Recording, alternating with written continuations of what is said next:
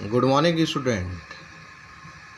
आप लोगों को मैं चैप्टर 4 जर्नल प्रारंभिक लेखक की पुस्तकें के बारे में उदाहरण सहित प्रारूप सहित न्यूमेरिकल क्वेश्चन को मैं आपको बता रहा हूँ। साथ ही साथ मैं बताया था कि इसमें व्यापारिक बट्टा और नकद बट्टे की गणना किस प्रकार से की जाएगी। आइए हम देखते हैं व्यापारिक बट्टा और नकद बट्टे की गणना। तो सबसे पहले लिख लेते हैं व्यापारिक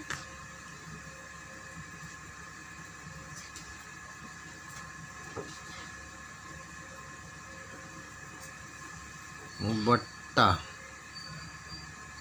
और एक है नगद बट्टा। चलिए भाई, बट्टा क्या चीज़ है तो सबसे पहले देखते हैं बट्टा है क्या चीज़, है ना। तो बट्टा एक प्रकार की, इसी का नाम रहता है रियायत, इसी को छूट, इसी को इंग्लिश में डिस्काउंट भी कहते हैं। आप लोग कभी भी कोई भी व्यापारी के पास जाते हैं, माल खरीदते हैं या कोई भी वस्तु खरीदते हैं तो थोड़ा सा क्या करता है व्यापारी, है ना भाई, आप उनको नगद भुगतान कर देते हैं, भुगतान तुरंत मिल जाता है। तो व्यापार में व्यापारी क्या करता है, शीघ्र रियायत और क्या देती है, छूट प्रदान करती, जिससे ग्राहक को आकर्षित किया जाए। और व्यापारी का तो उद्देश्य है कि अधिक अधिक उनके प्रतिष्ठान में ग्राहक पहुंचे और साथ ही साथ उसकी माल की विक्रय भी तेज़ी से हो। विक्रय संवर्धन के लिए ये व्यापारिक बट्टा और नगद बट्टा का प्रलोभन दिया जाता है। एक प्रकार से प्रलोभन ही कहते हैं ग्राहकों के लिए, जो हमारे प्रतिष्ठान या व्यापार के लिए आकर्षण का केंद्र बनती है। ठीक है, तो जैसे कि मैं आपको बता चुका हूँ कि व्यापारिक बट्टा, या उसको ही हम क्या बोलते हैं, रियायत बोलते हैं, उसको ही हम छूट बोलते हैं, उसको ही डिस्काउंट बोलते हैं। ठीक है, जो व्यापारी माल बेचते समय माल की सूची मूल्य पर क्रेता को प्रदान करता है। देखिए भाई, क्रेता और विक्रेता, है ना। एक तो है विक्रेता बेचने वाला और दूसरा होता है क्रेता खरीदने वाला, है ना। तो ऐसी स्थिति पर जब माल बेचता है तो हमेशा क्या करता है, व्यापारिक बट्टा हमेशा बीजक में से कम कर दिया जाता है। बीजक मतलब होता है जो रिसिप्ट बनाई जाती है, जो बिल बनाया जाता है, उसे बीजक बोलते हैं। तथा क्रेता और विक्रेता दोनों की बहियों में शुद्ध रकम की ही प्रविष्टि की जाती है। तो इसके लिए एक सूत्र भी आता है, तो जिसको हम बोलते हैं विक्रय मूल्य माइनस व्यापारिक बट्टा।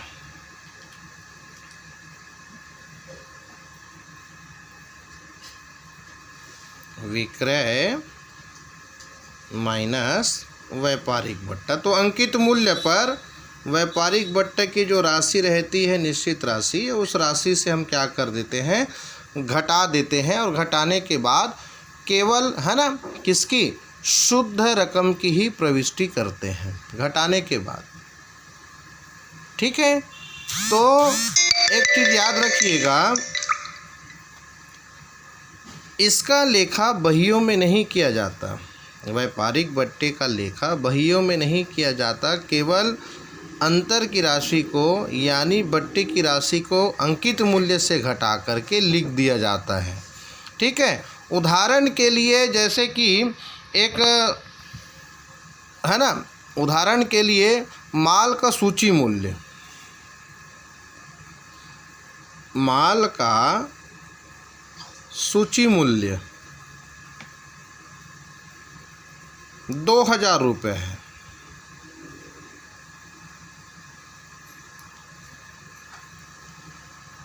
और इसे कोई भी क्रेता को 10% व्यापारिक बट्टे पर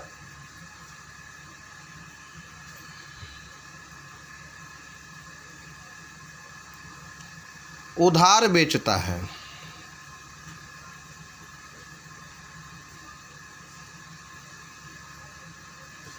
तो इसका लेखा कैसे किया जाएगा, पहले हम देखते हैं। सबसे पहले व्यापारिक बट्टे की गणना, एक रफ काम है ना, व्यापारिक बट्टे की गणना कैसे की जाती है। तो अंकित मूल्य, जो माल का अंकित सूची मूल्य का जो माल है कितने का है, 2000 रुपये का है, 2000, ठीक है। 2000 का कितना प्रतिशत बोलता है, 10%, है ना। तो 10% को, है ना, 2000 गुणा 10 बटे, अब प्रतिशत को हटाना है तो उसके बदले क्या करेंगे, नीचे 100, यानी भी प्रतिशत का अर्थ ही 100 होता है। तो ऐसी दशा में क्या हो जाएगा, 1 शून्य नीचे काटे, 1 शून्य ऊपर काटे, 1 शून्य नीचे काटे, 1 शून्य ऊपर काटे, तो 2000 का व्यापारिक बट्टा कितना बचा, 200 रुपये, ठीक है ना। इसको समझिएगा। कभी भी हमको अगर व्यापारिक बट्टा काटना हो तो अभी बहुत सारे प्रश्न आएंगे व्यापारिक बट्टे और नगद बट्टे के बारे में, तो इसका गणना पहले से कर लिया जाता है, कैलकुलेशन पहले बाहर ही कर दें, ठीक है। तो इसका लेखा कैसे करेंगे, अगर व्यापारिक बट्टे का लेखा व्यापारी की पुस्तकों में करो बोलता है, तो ऐसी स्थिति पर क्या होगी, केवल हम व्यापारिक बट्टे को घटा करके, जैसे कि यहाँ पर मैंने सूत्र बताया है, विक्रय मूल्य माइनस व्यापारिक बट्टा, तो देख सकते हैं विक्रय कितने का हुआ है, 2000 रुपये का, और व्यापारिक बट्टा कितना हमें ज्ञात हुआ, 200 रुपये। तो इस प्रकार से शुद्ध राशि बची कितनी, 1800 रुपये। और इसी 1800 रुपये की ही एंट्री जर्नल की प्रविष्टियों में किया जाता है, ठीक है। यानी शुद्ध रकम को ही लिखा जाता है व्यापारिक बट्टे को घटाकर। और एक चीज़ आपको बता दूं, इसका लेखा जो है ना, पंजी में या व्यापारिक बट्टा का जो है ना, पुस्तकों में लेखा नहीं किया जाता, केवल अंतर की राशि को घटा करके दिखा दिया जाता है। मान लो किसी इसको ए को बेचा है, तो हम क्या करेंगे उसको, है ना, ए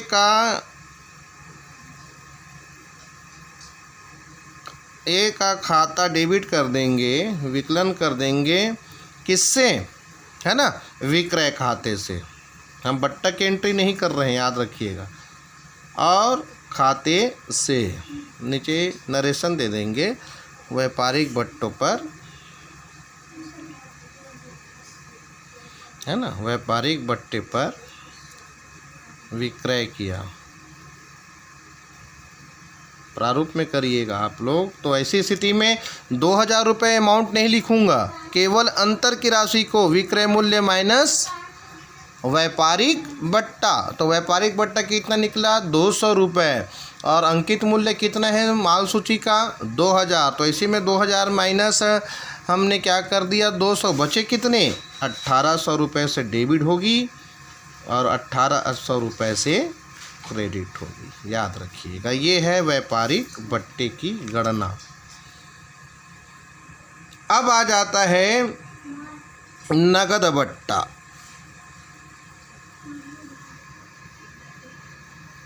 नगद बट्टा, ठीक है। तो नगद बट्टा को बोलते हैं इंग्लिश में कैश डिस्काउंट।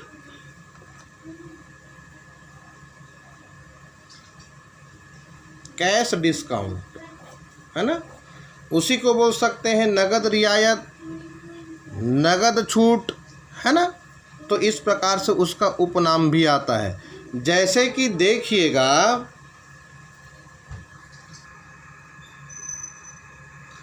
तो ये बता रहा था व्यापारिक बट्टे को तो आप समझ गए। अब नगद बट्टा, एग्जाम्पल, एक उदाहरण मैं आपको देता हूँ। एग्जाम्पल, स्वाति ने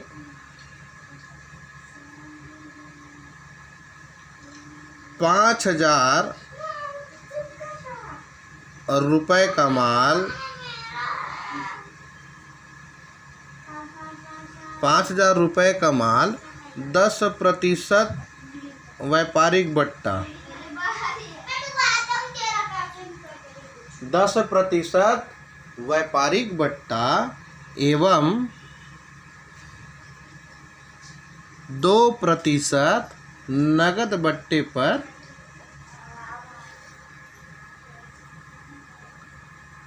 बेचा। तो चलिए इसका हम लेखा कैसे करेंगे। मैं तो पहले ही बताया था कि भाई व्यापारिक बट्टे का लेखा केवल अंतर की राशि को, अंकित मूल्य की राशि को व्यापारिक बट्टे को घटा करके लिखा जाता है। और दूसरी चीज़, इसके बहियों में लेखा नहीं किया जाता, बट्टे का लेखा नहीं किया जाता, लेकिन नगद बट्टे का लेखा किया जाता है। तो किस प्रकार से करेंगे उसको देखते हैं। तो सबसे पहले अपने को टीडी निकालना है। तो अंकित मूल्य कितना है हमारे पास, 5,000 रुपये, ठीक है। और 5,000 रुपये के साथ साथ टीडी का कितना है, टीडी यानी ट्रेडिंग डिस्काउंट जिसको बोला जाता है, व्यापारिक बट्टा यानी 10% है। तो 10% है तो इसी दशा में क्या करेंगे, 10 है ना बटे 100। तो एक काटे एक काटे एक काटे एक काटे, बचा कितना, 500 रुपये, ठीक है। ये बचा कितना, 500 रुपये, है ना। तो अंकित मूल्य कितने का हुआ, 5,000 माइनस 500, तो आपके पास बचे कितने, 4500। ये अब ये जो 4500 रुपये हैं वो माल का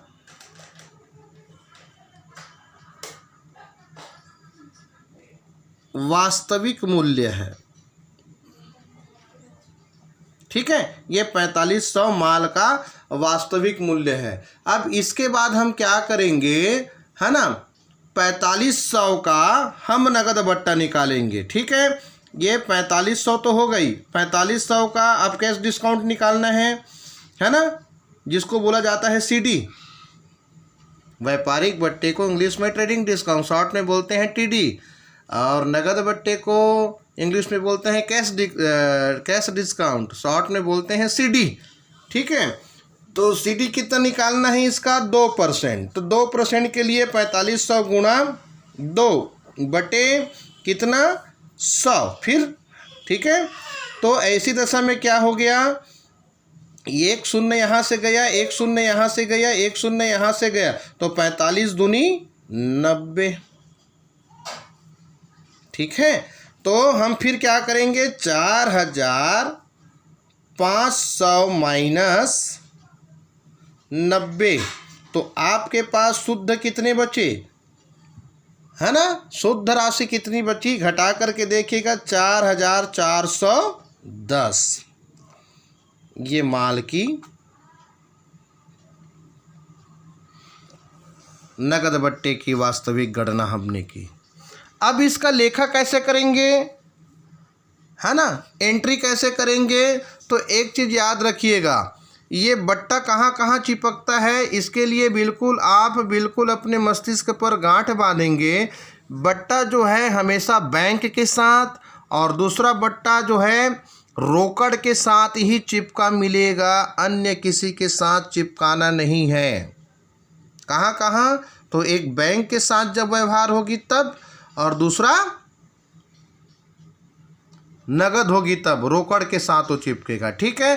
तो ऐसी स्थिति में हम इसका लेखा कैसे करेंगे। स्वाति ने 5,000 रुपये का माल 10% व्यापारिक बट्टे एवं 2% नगद बट्टे पर बेचा। तो एंट्री कैसी होगी, जर्नल एंट्री देखते हैं ना, जर्नल एंट्री। तो जर्नल एंट्री में क्या होगा अभी हम देखते हैं, ठीक है। तो व्यापारी की पुस्तक में कैसा हम लेखा करेंगे, है ना भाई। व्यापारी की पुस्तक में हो जाएगा सीधा सीधा रोकड़ खाता विकलन। अब मैं तो बोला था रोकड़ के साथ बट्टा रहेगा, तो बट्टा भी बराबर लिखेंगे, बट्टा खाता विकलन किससे, आपने किसको बेचा है ना। तो चलो मान लो स्वाति ने जो है 5,000 रुपये का माल 10% व्यापारिक बट्टे पर किसको बेचा, है ना, लिख लेते हैं अमरनाथ को बेचा। चलो अमरनाथ को बेचा, यहाँ पर एक, तो बेचने वाला कौन? स्वाति। और खरीदने वाला कौन? अमरनाथ। तो रोकड़ खाता विकलन, बट्टा खाता विकलन किससे? अमरनाथ से। थोड़ा स्पेस छोड़ते हैं ना समाकलन के लिए, तो यहाँ पर लिख सकते हैं व्यापारिक बट्टा एवं नगद बट्टे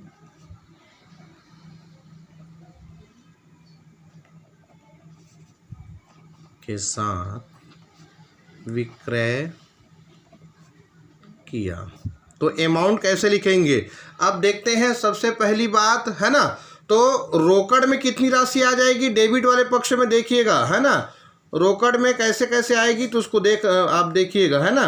तो रोकड़ में कैसे आएगी? रोकड़ में आएगा 4410। और हमने नगद बट्टा कितना निकाला है? 90 रुपये। देख लीजिए 90 रुपये दिख रहे हैं ना, है ना। तो बट्टा कितना निकला इसका? 90 रुपये। आपको स्पष्ट हो रहा होगा कि मैं यहाँ पर व्यापारिक बट्टे का लेखा नहीं किया, है ना। व्यापारिक बट्टे को मैंने केवल घटा करके दिखा दिया अंकित मूल्य के साथ, है ना। लेकिन जो वास्तविक राशि आई, यानी वास्तविक राशि कितनी आई थी? 4500 रुपये। तो 4500 रुपये का हमने कितना परसेंट निकाला था? 2%। दिख रहे हैं 2%। तो 2% में कितना रुपए निकले थे, है ना। 45 गुणा 2 90 रुपये। तो इस तरीके से क्या हुआ, उसको घटा करके 4500 माइनस 90 किए तो 410 रुपये वास्तविक राशि आई। तो हमने रोकड़ खाते में कितना लिखा? डेबिट में 410। देख लीजिए। और बट्टा कितने निकाले थे? नगद बट्टा 90 रुपये। तो 90 रुपये। और अमरनाथ से कितना व्यवहार हुआ? तो टोटल हो जाएगा 4500 रुपये। ठीक है। तो भाई 500 रुपये जो बचे थे, 5000 का माल है और ऐसी स्थिति में 10% लगाए थे व्यापारिक बट्टा, तो बचा कितना था? 500। केवल घटा भर के दिखाएं और घटा बस के दिखाएं तो हमारे पास वास्तविक राशि कितनी बची? 4500 रुपये। तो 4500 रुपये में हमको 2% क्या लेना है? नगद बट्टा। तो नगद बट्टा अगर देना है तो इसी स्थिति में क्या करेंगे? 45 गुणा 2, है ना। 45 गुणा 2 बटे 100% के लिए तो निकला कितना? 90 रुपये। तो 4500 रुपये में 90 रुपये घटा दिए तो 4410 रुपये बचे। ठीक है। तो ये 4410 रुपये हमारा रोकड़ हो गया और बट्टा हमारे पास 90। तो अमरनाथ से शुद्ध हमारा व्यापारिक सौदा हुआ, व्यवहार हुआ 4500 रुपये का। तो इस तरीके से नगद बट्टे की गणना और जर्नल में इसकी एंट्री की जाती है। एक बार फिर से मैं आपको बता दूं, व्यापारिक बट्टा नगद बट्टा में तो बट्टा को ही रियायत या छूट या डिस्काउंट बोलते हैं, जो विक्रेता क्रेता को देता है।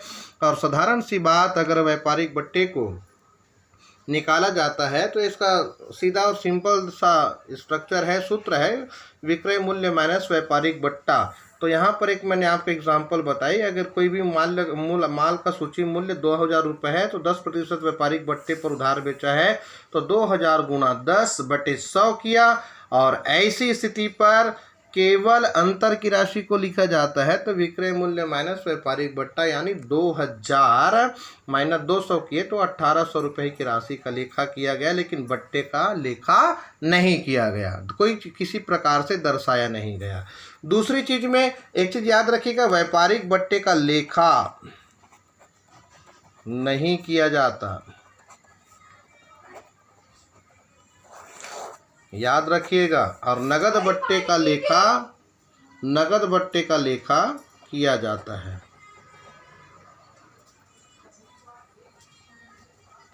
तो मेरे ख्याल से आप सबको यह स्पष्ट हो गई होगी कि किस प्रकार से व्यापारिक बट्टे की गणना की जाती है, नगद बट्टे की गणना की जाती है।